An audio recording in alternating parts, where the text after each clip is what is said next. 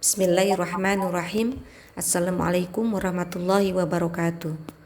Rangkuman materi Islam Disiplin Ilmu Kesehatan yang dibimbing oleh dosen Dr. Ahmad Alim MA dan dipaparkan oleh Momi Purwanti, Fakultas Ilmu Kesehatan, Universitas Ibnu Khaldun Bogor.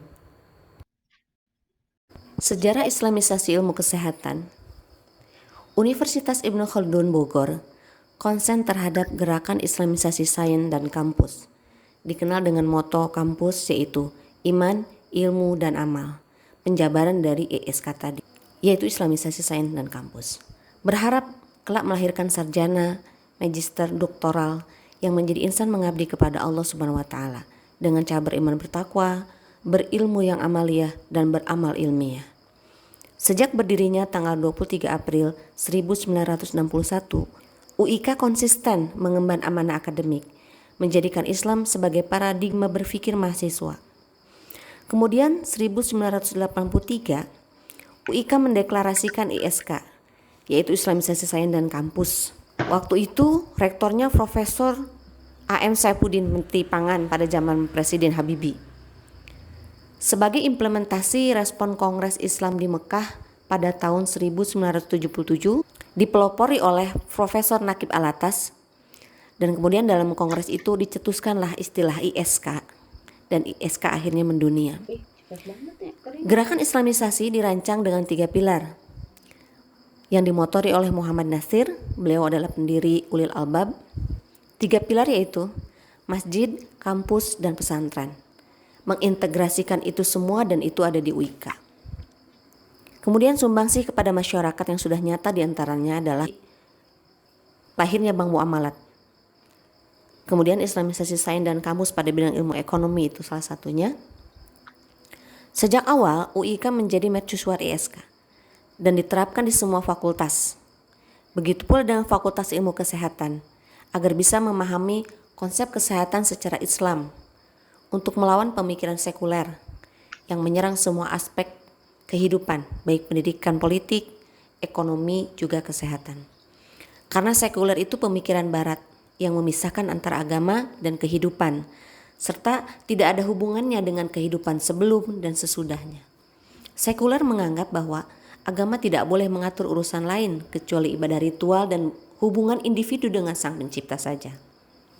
Lalu bagaimana Islamisasi ini akan masuk ke dalam ilmu alam, sains, termasuk ilmu kesehatan, karena di situ ada nilai ketauhidan pada disiplin ilmu tadi. Kemudian Islamisasi itu adalah membebaskan manusia dari unsur magis, dari tradisi budaya, dari pemikiran sekuler, kemudian mengembalikan ilmu itu ke bentuk asal, membuang unsur-unsur barat, karena Islam itu menjadikan akal sebagai pembimbing dengan wahyu, sementara barat itu menjadikan akal sebagai pembimbing tanpa wahyu. Nah, kemudian memasukkan Islam sebagai konsep hikmah dalam Islam, konsep akhirat, konsep manusia, ma'rifat, keadilan, rahmatan lil alamin dalam Islam. Seperti dalam kesehatan pun juga tidak hanya cukup gizi, tapi bagaimana tazkiyatun nafsnya, nafsiyah islamiyahnya, sifat syukur, ikhlas, sabar, qanaah. Jadi sehat itu komprehensif. Dalam Islam itu lebih baik preventif pendekatan pengobatannya.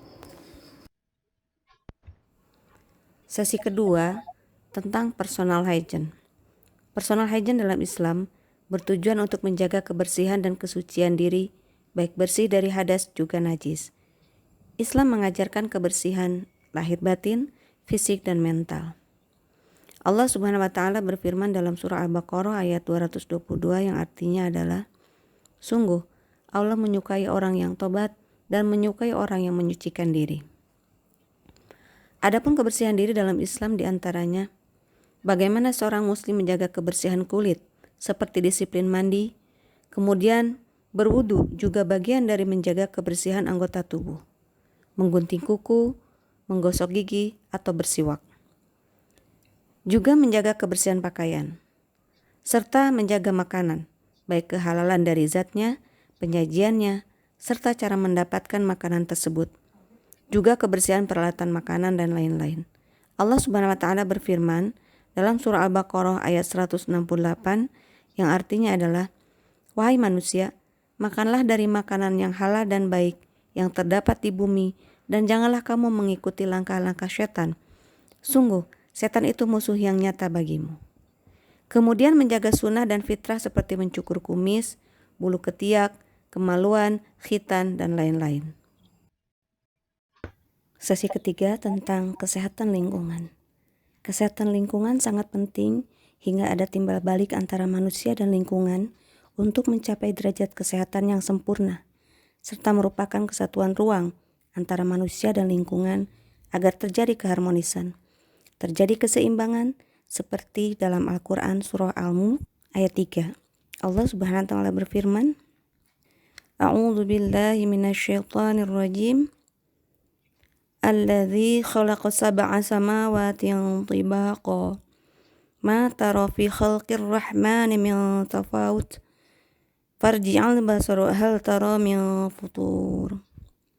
Artinya adalah, yang menciptakan 7 langit berlapis-lapis. Tidak akan kamu lihat sesuatu yang tidak seimbang pada ciptaan Tuhan yang Maha Pengasih. Maka lihatlah sekali lagi, adakah kamu lihat sesuatu yang cacat? Maka dari itu, keseimbangan tersebut haruslah dijaga dengan baik, agar ekosistem, ekologi dan kaitannya dengan sanitasi terjaga pula. Fikul bi'ah diletakkan pada fondasi dasar adab, karena ada nilai akhlak, moral. Kualitas manusia bisa diukur bagaimana kepeduliannya terhadap lingkungan. Kesehatan lingkungan dalam perspektif Islam adalah sedang melakukan kesolehan sosial dengan mengharap ridho Allah Subhanahu wa taala. Adapun kewajiban serta tanggung jawab manusia terhadap kesehatan lingkungan adalah bagaimana tanggung jawab manusia secara individu, tanggung jawab negara, tanggung jawab masyarakat. Adapun tanggung jawab negara diantaranya menjaga dan melindungi secara keseluruhan alam serta lingkungan, mengajak masyarakat memahami pandangan yang benar tentang alam semesta, lingkungan sebagai tanda kebesaran Allah Subhanahu wa taala. Kemudian, menyediakan fasilitas-fasilitas umum.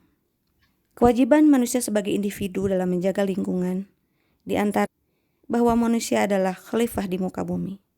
Seperti dalam surah Al-Baqarah ayat 30, Allah Subhanahu wa taala berfirman yang artinya adalah, dan ingatlah ketika Tuhanmu berfirman kepada para malaikat, aku hendak menjadikan khalifah di bumi. Sehingga kewajiban setiap individu sebagai khalifah salah satunya adalah bagaimana kepedulian terhadap lingkungannya. Kewajiban memakmurkan bumi, menjaga dan melindungi lingkungan. Kemudian untuk keseimbangan manusia, alam semesta, serta lingkungan. Sesuai fitrah karena manusia fitrahnya bersih. Kemudian juga bagian dari keimanan. Jadi menjaga alam dan lingkungannya adalah bagian dari keimanan. Kemudian mengetahui kebesaran rahmat dari ayat-ayat Allah Subhanahu wa taala serta menjadikannya pelajaran. Seperti dalam surah Al-Furqan ayat 48-50. Salah satunya ayat 48 artinya adalah, dan dialah yang meniupkan angin sebagai pembawa kabar gembira sebelum kedatangan rahmatnya. Dan kami turunkan dari langit air yang sangat bersih. Kemudian surah Al-Furqan ayat 49-nya artinya, agar dengan air itu kami menghidupkan negeri yang mati, dan kami memberi minum kepada sebagian apa yang telah kami ciptakan, berupa hewan-hewan ternak dan manusia yang banyak. Kemudian Al-Furqan ayat 50, yang artinya adalah, dan sungguh kami telah mempergilirkan hujan itu di antara mereka, agar mereka mengambil pelajaran. Tetapi kebanyakan manusia tidak mau bersyukur, bahkan mereka mengingkari nikmat. Kewajiban manusia sebagai individu adalah alam sebagai sarana ibadah. Kemudian menanam pohon sebagai sedekah. Demikian juga tanggung jawab masyarakat. Di antaranya adalah menjaga kesehatan lingkungan seperti tidak membuang sampah sembarangan, tidak buang air besar sembarangan, tidak mencemari lingkungan. Artinya manusia telah berbuat zalim terhadap yang lain jika perbuatan itu dilakukan. Diriwayatkan dari Abu Hurairah radhiyallahu an, jauhilah 2 perkara yang mengundang laknat. Mereka bertanya, apakah 2 perkara yang mengundang laknat itu ya Rasulullah? Beliau berkata, orang yang buang hajat di jalan orang-orang atau di tempat berteduh mereka. Kemudian bersama-sama menjaga fasilitas seperti sumber air, karena itu menjadi keperluan untuk hajat hidup orang banyak. Karena itu juga bagian dari iman, seperti disebutkan dalam sebuah hadis dari Abu Hurairah radhiyallahu an. Ia berkata, Rasulullah SAW bersabda, iman itu ada 70 cabang lebih atau 60 cabang lebih. Yang paling utama yaitu perkataan la ilaha illallah, dan yang paling ringan yaitu menyingkirkan gangguan dari jalan. Kemudian seperti yang tadi disebutkan dalam poin kewajiban individu, kewajiban masyarakat pun juga seperti menanam benih untuk lingkungannya adalah bagian dari sedekah. Untuk kebermanfaatan manusia seluruhnya, ketersediaan air, sanitasi lingkungan, kemudian bagaimana air yang kita minum, karena kita membutuhkan air itu untuk keperluan sehari-hari, juga untuk berwudu dan bersuci. Nabi SAW bersabda, tidaklah seorang muslim menanam tanaman lalu tanaman itu dimakan manusia, binatang, ataupun burung, melainkan tanaman itu menjadi sedekah baginya sampai hari kiamat. Hadis riwayat Muslim.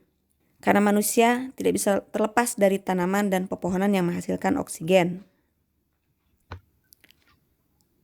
Nabi SAW mewanti-wanti, jika terjadi hari kiamat sementara di tangan salah seorang dari kalian ada sebuah tunas, maka jika ia mampu sebelum terjadi hari kiamat untuk menanamnya, maka tanamlah. Hadis riwayat Bukhari dan Ahmad.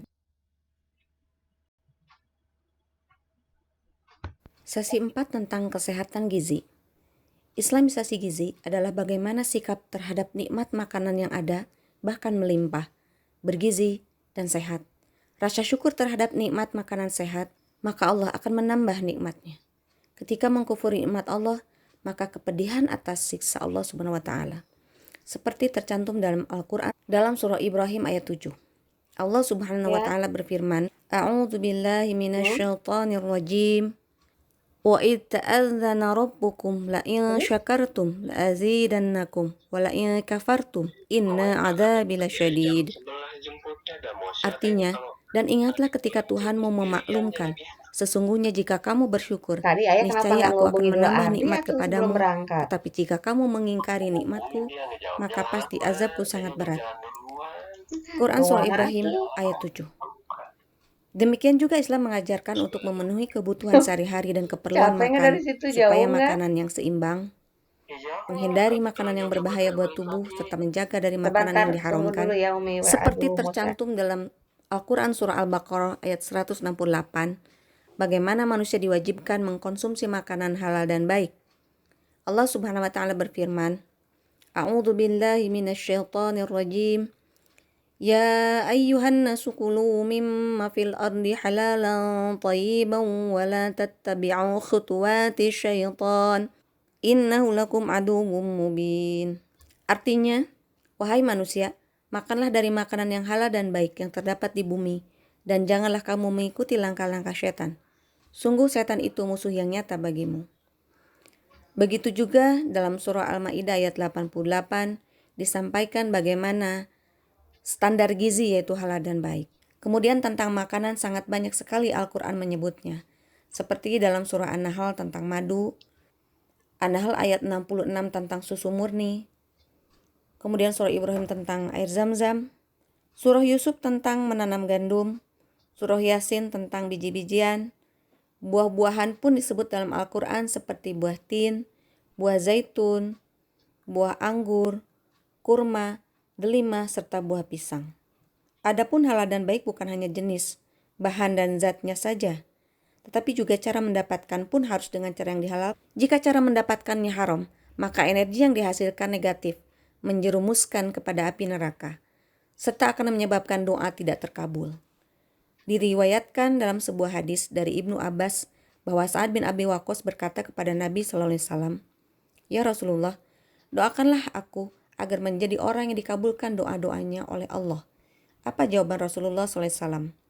Wahai Sa'ad, perbaikilah makananmu, makanlah makanan yang halal.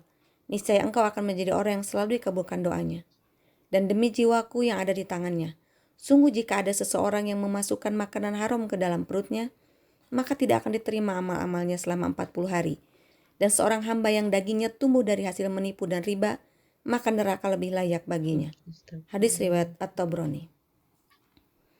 Untuk itu perhatikanlah semuanya, bahan, zat, cara mengkonsumsi, cara mendapatkan, sikap serta penggunaannya. Kemudian larangan tentang makanan haram.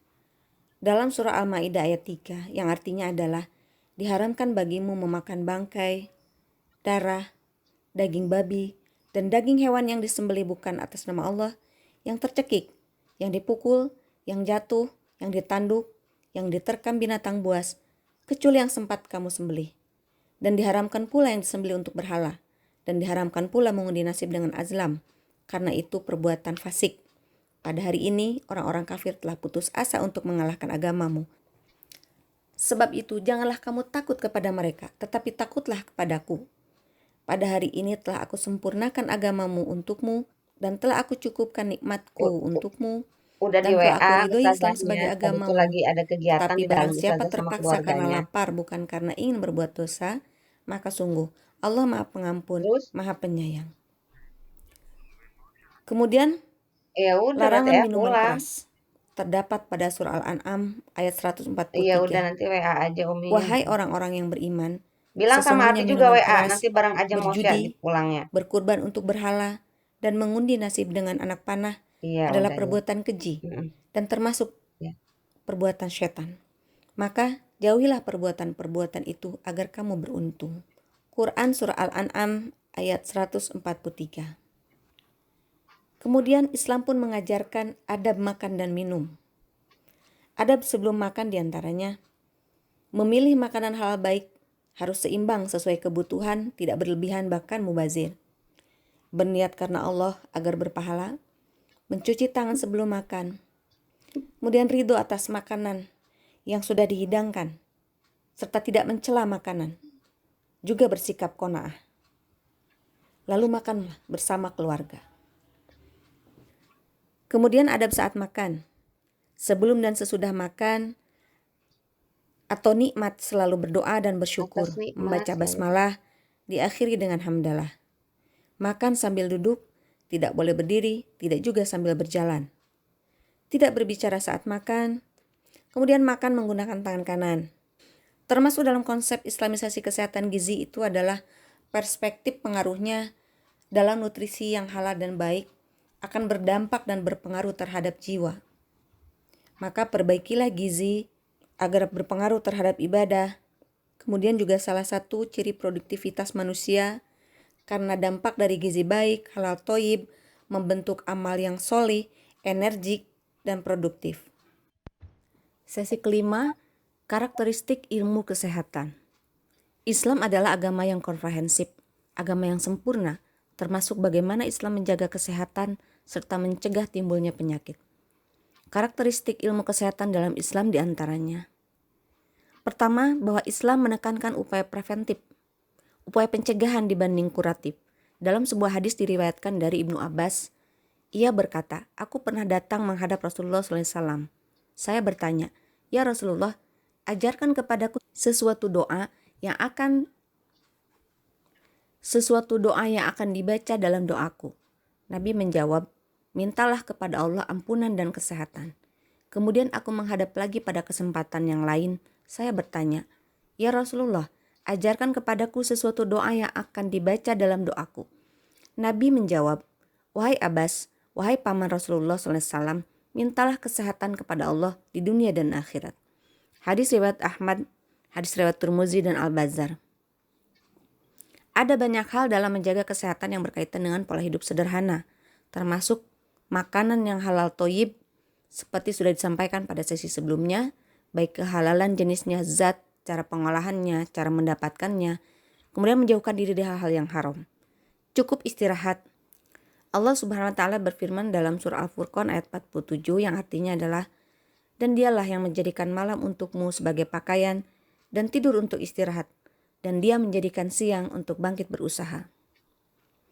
Quran surah Al-Furqan ayat 47. Kemudian berolahraga, memiliki fisik yang kuat serta tidak membahayakan diri sendiri maupun orang lain. Yang kedua, Karakteristik ilmu kesehatan dalam Islam itu berbasis penelitian secara ilmiah. Penelitian secara akurat serta dipertanggungjawabkan secara ilmiah atas dasar keilmuan, baik yang bersumber dari Al-Quran dan As-Sunnah, bukan berdasarkan khurafat, bid'ah, tatayur, bahkan tahayul. Kemudian karakteristik yang ketiga yaitu holistik. Ilmu kesehatan dalam Islam dipandang holistik karena kesehatan menyangkut semua hal, bukan hanya fisik, mental, namun juga berkaitan dengan kolbu. Salah satu contoh, saat seseorang sakit secara fisik namun tidak ditemukan secara medis sumber penyakit, maka Islam mampu menyelusuri penyebabnya. Salah satunya bisa karena penyakit hati, hasad, yang bisa menyebabkan sakit secara fisik. Jadi bisa dicari penyebabnya, bagaimana hubungannya dengan Al-Khaliq, alam semesta, juga bagaimana hubungannya sesama manusia akan berdampak kepada kondisi kesehatan. Kemudian karakteristik keempat adalah pola hidup sederhana, sehat, seimbang, tidak berlebihan, karena Allah tidak menyukai orang-orang yang berlebihan. Yang kelima, karakteristik nilai ihsan bagi manusia.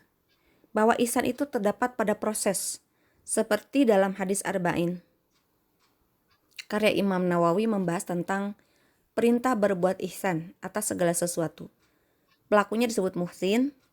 Orang-orang muhsin menurut keterangan Al-Quran adalah hamba yang dicintai oleh Allah.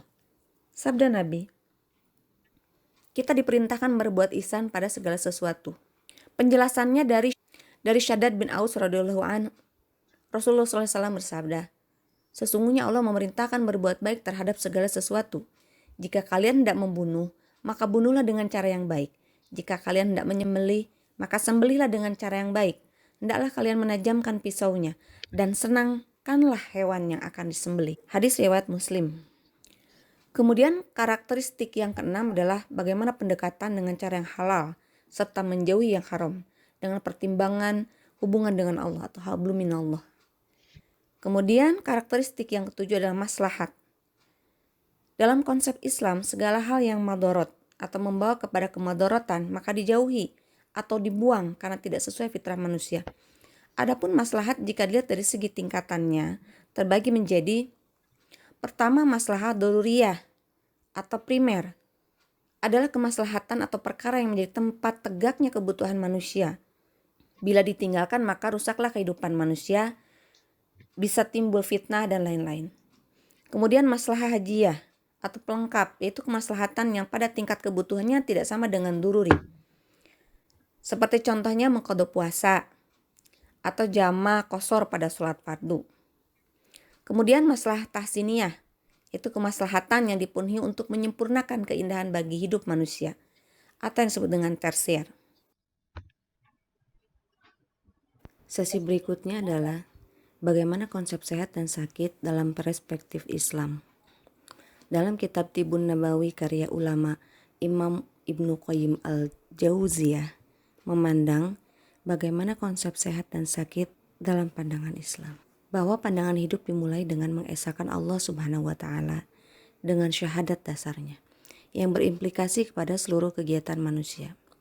Pandangan itu yang menyeluruh dan utuh. Karakteristik pandangan Islam mencakup rabbaniyah, yaitu berlandaskan kepada Allah Subhanahu wa Ta'ala yang sifatnya konstan, komprehensif, seimbang, kemudian positif terhadap pandangan hidup, juga realistis. Semuanya dibingkai dalam tauhid. Tubuh manusia sunatullahnya akan mengalami sakit dan sehat. Sehat itu dilihat dari aspek lahir atau fisik dan batin atau mental yang ditunjukkan dalam kata asihah, yaitu sifatnya fisik dan biologis, sementara afiyah merupakan kesehatan secara mental spiritual atau mental psikologis. Sehat dalam pandangan Islam berpedoman kepada Al-Quran dan As-Sunnah. Seperti contohnya dalam surah Al-Mudaththir ayat 4 dan 5 yang artinya adalah, dan bersihkanlah pakaianmu dan tinggalkanlah segala perbuatan yang keji. Pakaian di sini menunjukkan sisi lahiriah sehat secara fisik jasmani. Saat manusia bersih secara lahiriah, maka seharusnya batin pun bersih dan sehat. Jika manusia sehat fisik namun masih bergantung kepada selain Allah, maka tidak akan ada manfaatnya. Jadi manusia itu harus bertauhid artinya selalu bergantung kepada Allah, maka sehat secara akidahnya. Dalam masalah ibadah pun, Islam mempertimbangkan jasmani dan rohani. Semuanya seimbang, tidak berlebihan dalam ibadah. Termasuk tubuh manusia pun mempunyai hak untuk beristirahat, untuk tidur, dan lain-lain. Yang berikutnya sehat itu adalah karunia Allah SWT. Untuk itu seharusnya manusia menjaga karunia tersebut dengan berdoa, dengan beribadah. Sakit pun juga adalah merupakan karunia Allah SWT. Menurut Ibnu Qayyim al-Jauziyah, sakit itu ada dua, yaitu penyakit secara psikis dan penyakit secara fisik. Adapun penyakit secara psikis seperti penyakit hati, contohnya hasad, iri, dengki, munafik, riya, ujub, karena setan menghembuskan was-was ke dalam diri manusia agar manusia mempunyai sifat keraguan-raguan atau subhat. Kemudian yang dihembuskan ke dalam dada manusia itu juga adalah syahwat, yaitu dorongan hawa nafsu. Dan saat dorongan hawa nafsu itu muncul, maka pintu kemaksiatan akan hadir, dan disitulah muncul penyakit hati yang berakibat dan mendatangkan penyakit berikutnya, yaitu penyakit secara fisik atau secara lahiriah. Untuk kesehatan dan kesembuhan sebuah penyakit, manusia diwajibkan berikhtiar, yaitu berobat, juga bersabar, dan yakin bahwa Allah lah yang maha penyembuh. Dan biasakanlah juga berdoa pagi dan petang, dan doa-doa yang lainnya. Dalam Islam, pengobatan tidak menafikan tawakal, dan upaya preventif itu yang paling utama.